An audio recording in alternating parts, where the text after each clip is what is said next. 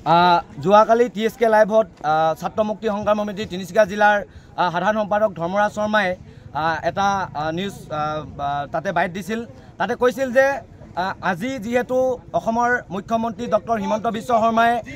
ঢলা শদিয়াত অৱস্থিত ডক্টৰ ভূপেন হাজৰিকা হেতুত যি লাইট আছে সেই লাইট অপেনিং কৰিবলৈ আহিব আৰু সেই লাইট অপেনিং কৰিব আহোঁতে আমি গণতান্ত্ৰিকভাৱে গৈ ছাত্ৰ মুক্তি সংগ্ৰাম সমিতি, কৃষক মুক্তি সংগ্ৰাম সমিতি আৰু নাৰী মুক্তি সংগ্ৰাম সমিতিয়ে এই আমাৰ সাধাৰণ ৰাইজক স্মাৰ্ট মিটাৰ নামত যি লুণ্ঠন ৰাজ চলাইছে, স্মাৰ্ট মিটাৰ নামত যি সাধাৰণ কনজুমাৰক, সাধাৰণ ৰাইজক যিদৰে জ্বলা কৰা খুৱাইছে, এই কথাখিনি আমি গণতান্ত্ৰিকভাৱে গৈ আমি সোধপোছ কৰিম বুলি ভাবিছিলোঁ। আৰু তেনেস্থলত TSK লাইভত প্ৰকাশ পোৱা সেই বাতৰিটোত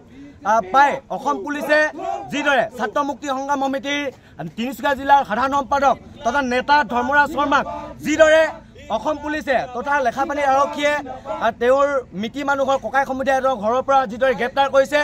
এই কাৰ্যসূচীত আমি ছাত্ৰ মুক্তি সংগ্ৰাম সমিতিয়ে তীব্ৰ গৰিহণা দিছোঁ। অতি সোনকালে যদি তেখেতক মুকলি আকাশৰ তলত মুক্তি কৰি নিদিয়ে তেন্তে কিন্তু ইয়াত দেখিছে যি আমি প্ৰতিবাদী কাৰ্যসূচী লৈছোঁ, পথ অৱৰোধ কাৰ্যসূচী, ইয়াতকৈ কিন্তু তীব্ৰ প্ৰতিবাদী কাৰ্যসূচী হাতত তুলি ল'ম। সেয়া কিন্তু আৰু আমি কথা দিলোঁ। আৰু ইয়াৰ জৰিয়তে আমি সমগ্ৰ অসম চৰকাৰক জনাই দিব বিচাৰিছোঁ যে স্মাৰ্ট মিটাৰ নামৰ স্মাৰ্ট মিটাৰ সেই স্মাৰ্ট মিটাৰ আচলতে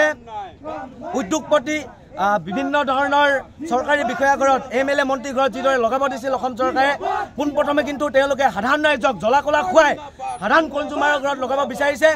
এই বিষয়টো কিন্তু সমগ্ৰ অসমৰ ৰাইজে থলগি অসমীয়া ৰাইজে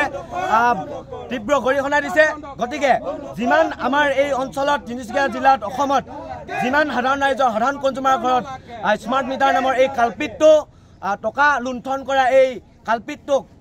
অঁতৰাই নিনিয়ে তেন্তে কিন্তু আমি ঘৰৰ পৰা সেই স্মাৰ্ট মিটাৰ অঁতৰাই আনি ৰাজপথত দলীয় কাৰ্যসূচী কিন্তু আমি হাতত তুলি ল'ম বুলি আমি আজি ইয়াৰ পৰা আমি এই প্ৰতিবাদী থলৰ পৰা আমি কথা দিলোঁ।